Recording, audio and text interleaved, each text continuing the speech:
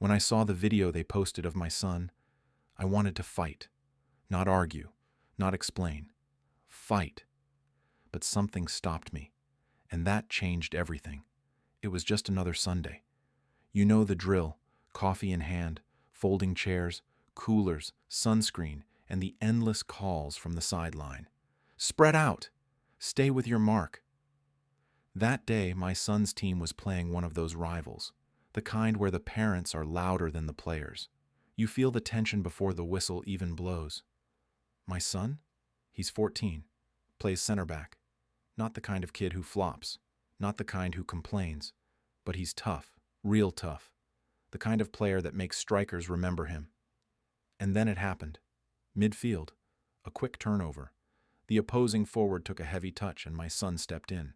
Strong tackle, legal. I saw it with my own eyes, shoulder to shoulder. The other kid hit the ground hard and rolled like a FIFA highlight. Whistle. Silence. And then the phones came out. I didn't think much of it at the time. Not until later that afternoon when my buddy sent me a message. Yo, have you seen this? I clicked the link. There it was. A clip, 5 seconds long. No build-up, no context, just the hit, the fall, my son, the villain. Caption: violent play from today's match. This kid needs to be banned. I froze. What? I clicked the comments. People were piling on, calling him dangerous, saying he should be suspended, tagging the league, even his school, and his name was right there. So was mine. That's when I snapped. Not just anger, rage. I looked across the room. My son was on the couch doing homework, completely unaware of the firestorm forming around him. Still a kid, still innocent. I stood up and paced. My hands were shaking.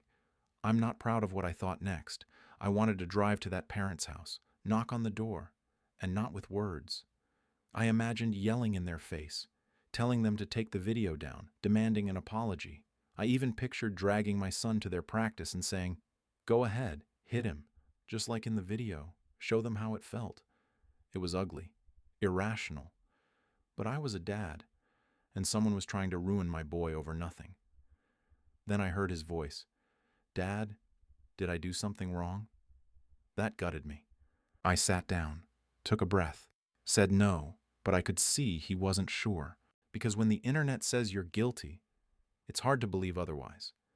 I wanted to tell him it would all go away, that people forget, that the internet moves on. But his eyes, they didn't ask for comfort. They asked for clarity, and for a second I didn't have it. I had to look away, not because I was ashamed of him, but because I was ashamed of myself. Ashamed that I had let my rage come first, that I had almost taught him the wrong lesson, that when someone comes for you, you swing. But this wasn't about me. It was about the kid in front of me wondering if he deserved to be hated. And in that moment, I didn't need to be a fighter. I needed to be a father. That night I barely slept. I kept watching the clip, over and over. They made him look like a monster. But I had the full video.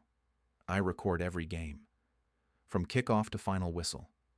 So I pulled it up, watched it like a detective, frame by frame. And there it was. The striker took a heavy touch.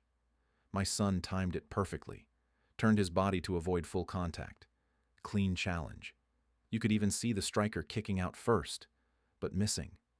My son just got there faster, and I had a choice, a real choice. Option 1, go nuclear, confront that parent, call them out online, fight fire with fire. Option 2, show the full truth, let people decide. I still wanted revenge. That part didn't vanish overnight, but something told me to wait. So I reached out to a few other soccer parents, ones I trusted. I told them what happened, showed them the full clip. One mom said something that stopped me cold. She said, "You don't need to defend your son with your fists. Defend him with the truth, and let the lies collapse on their own." I didn't respond right away. I just stared at the message, because deep down I knew she was right. The truth didn't need an army. It just needed to be seen. That hit me deep, because it wasn't about who yelled loudest. It was about who stood still with facts while others spun chaos. So the next morning I made a decision. I uploaded the video. No rant, no caption war. Just the play, from start to finish. Caption: full context matters. Here's the full clip from yesterday's game. And then I waited. The response wasn't instant. For the first few minutes, nothing. Just silence. And in that silence, doubt crept in. Did I do the right thing? Would anyone care about the truth? I refreshed the page. Again. And again. Then, finally, a comment. Totally clean, followed by another. Wow, that's not what I expected. Then more. This tells a very different story. Relief came in waves. Then came the apology. The coach of the other team messaged me, said he reviewed the footage, said my son did nothing wrong, said he was sorry for how things got out of hand. That felt good. But what hit hardest? The original post? Deleted, just vanished, like it never existed. And the parent who started it never said a word, didn't repost, didn't clarify, just went quiet. Cowardly? Maybe, but I didn't need their apology, because my son knew the truth. Now everyone did. I showed the message to my son. He read it slowly, lips moving like he didn't quite believe it. When he finished, he asked, "He really said that?" "Yeah," I said. He watched the video, and he owned it. And I saw something shift in him, like a knot inside his chest had finally started to loosen. "I didn't think anyone would apologize," he said softly. "Most won't," I told him. "But the right ones will." We didn't high-five. We didn't celebrate. We just sat there, quiet. But it wasn't the silence of shame anymore. It was the silence of something settling into place, a truth restored, a burden lifted. A few days after the dust settled, I picked him up from school. Usually he'd walk out laughing with his teammates, sometimes still arguing about the last match. But this time he came out alone, quiet. He got in the car and said, "Some of the guys saw the video." I glanced over. "Which one?" He shrugged. "The short one." There was a long silence. He looked out the window. I told them the full one was online. I even offered to show it. I waited. He added, "Most of them didn't care. Said they already saw what they needed to see." That stung more than I expected. Not because kids can be cruel, I already knew that, but because I saw it land on him like a slow, invisible weight, heavier than the fall itself. I didn't say much, just drove. But later that night, I heard him watching the full video again, and I realized he wasn't watching it to prove anything to them. He was watching it to remind himself. And that night, I slept. Not because the internet had moved on, not because I'd won, but because I hadn't let the noise define him, or me. I thought about how easy it would have been to lose it, to fight back, to match their anger with mine. But sometimes, being a good parent doesn't mean making noise. It means holding the line. Not just for your kid, but for yourself. That line, that pause, that breath before reacting. It's where the truth lives. And for the first time in days, I felt like I had done something right. Not flashy, not loud, but real. And that was enough. Social media gives everyone a platform, but it also gives us a choice to post, to shame, to distort, or to tell the whole story. And in a world where outrage goes viral faster than truth, that choice matters. I'm proud of my son, not just because of how he plays, but because of how he carried himself when the world tried to tear him down. He didn't lash out. He didn't post some emotional rant.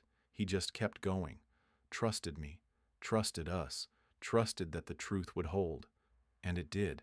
And yeah, next time someone posts a clip to stir drama, I've got the receipts. Since then, I've heard from other parents. One mom said her daughter got benched for something she didn't do because of a misinterpreted photo. Another dad told me his son quit baseball after a viral video painted him as a bully. He wasn't. A teacher even messaged me. Said he once had to pull a student out of class because of a TikTok that went too far.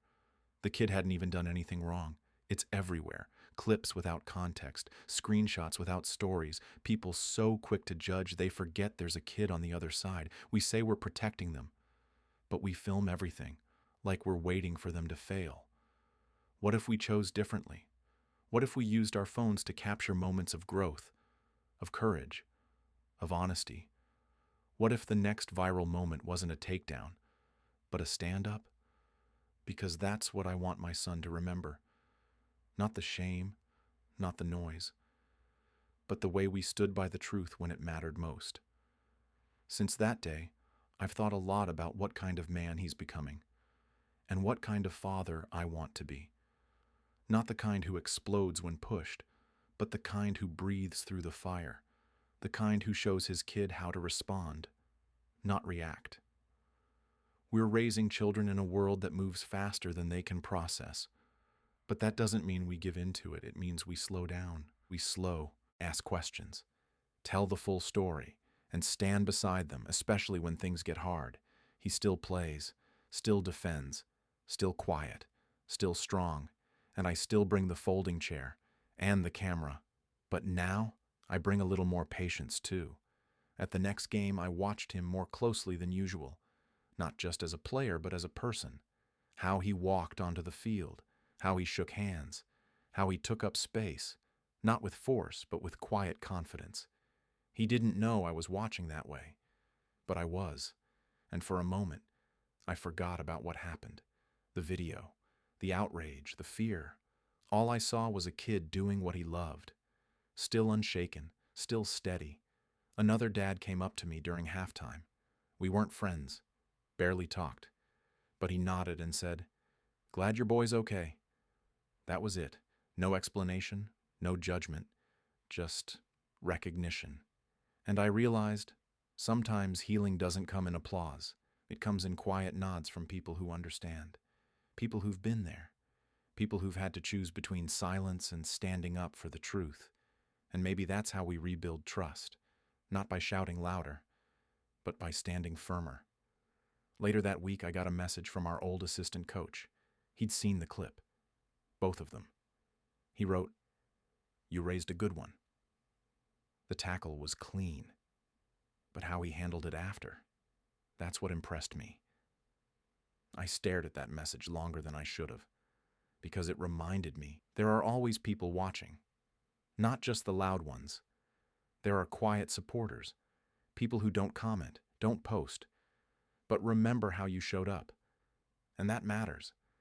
It reminded me that every field, every classroom, every bus ride has kids being misjudged, cropped out of context, reduced to one bad angle.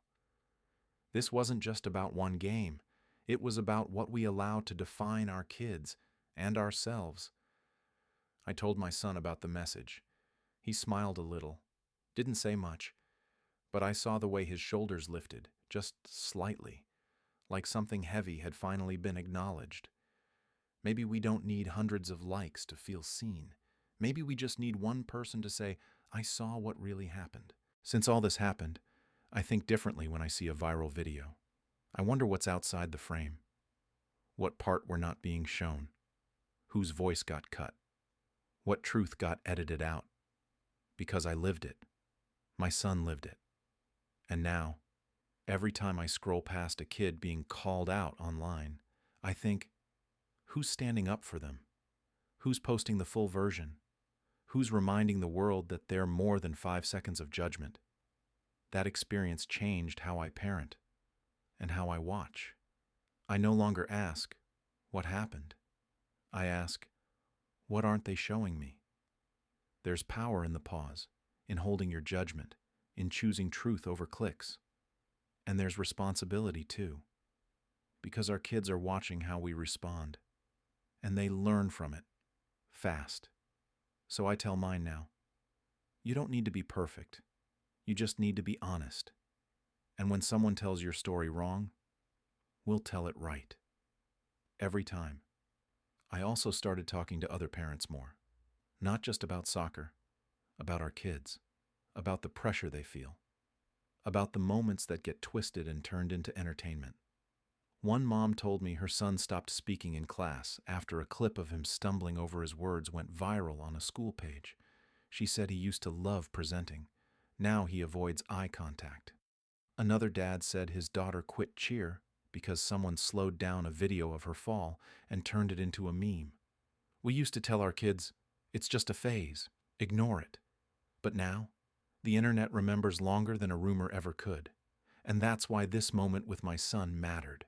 Because it wasn't just about clearing his name.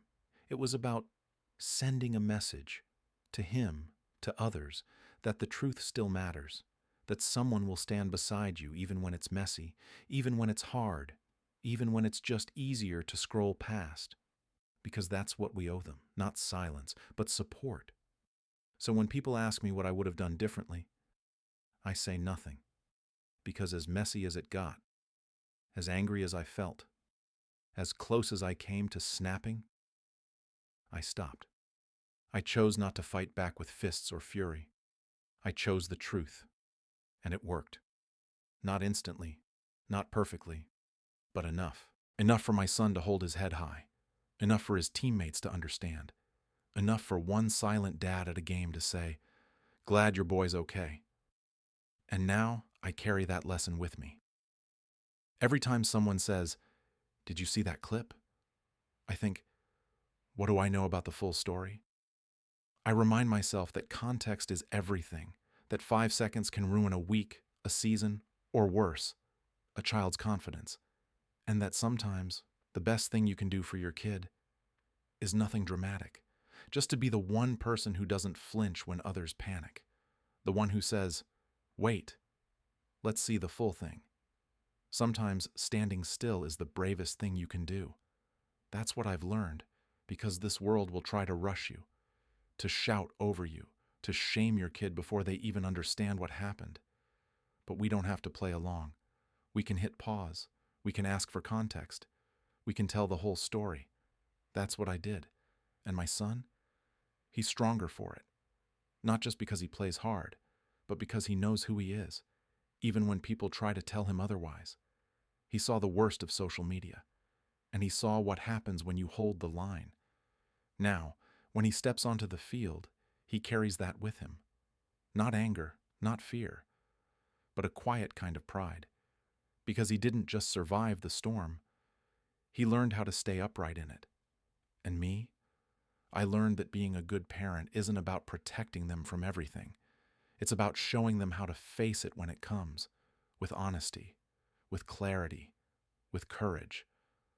I'm proud of my son, not just because of how he plays, but because of how he carried himself when the world tried to tear him down. And yeah, next time someone posts a clip to stir drama, I've got the receipts.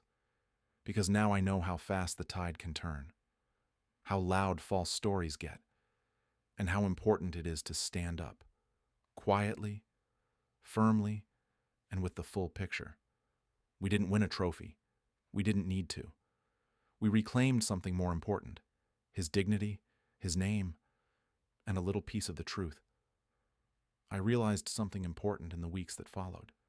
My son didn't just learn about social media that day. He learned about justice, about patience, about how truth can take longer to arrive, but when it does, it lands differently. One evening after practice, I found him sitting on the porch steps, staring at his phone. "Everything okay?" I asked, settling beside him. He nodded, then passed me his phone. On the screen was a message from the striker, the kid who had fallen in that tackle. "Coach showed us both videos at practice today," it read. "Just wanted to say I didn't know someone posted that clip. My dad was the one who filmed it. I told him what really happened, but he didn't listen. Sorry about everything." My son watched my face as I read it. "Did you respond?" I asked. "Yeah," he said. "I just said it was cool, that it wasn't his fault." I handed back the phone, struck by the simplicity of it. No grudges, no victory laps, just acknowledgement. "That was big of him," I said. My son shrugged. It was big of his coach. He was right. Someone else had stepped up, another adult who chose to see the whole picture. That night I thought about the ripples we create, How one 5-second clip spawned days of anxiety, but also moments of unexpected integrity. From a coach who reviewed the footage, from a teenager who reached out to apologize, from parents who stood back to let truth surface. The following weekend, we arrived at the field for another game. Different teams, different parents, same sidelines. As we walked toward the pitch, I noticed my son scanning the crowd. He paused, then nodded toward someone. The striker and his father were there watching another match. The boy waved. My son waved back. The father met my eyes briefly, then looked away. No words exchanged. No confrontation needed. Sometimes reconciliation doesn't come wrapped in grand gestures. Sometimes it's just a simple wave across a soccer field, acknowledging what happened, then moving forward. And I realized my son had learned the most important lesson of all: how to walk through fire without becoming the flame. And if this ever happens to you, to your kid, you'll know you're not alone. You'll know someone else walked through it and came out the other side. Parents, I know I'm not alone. If you've ever had someone twist a moment, crop a clip, or shame your kid online, drop your story in the comments. Let's stand up for each other with the truth. And hey, maybe we should all stop filming for clout and start showing up with context.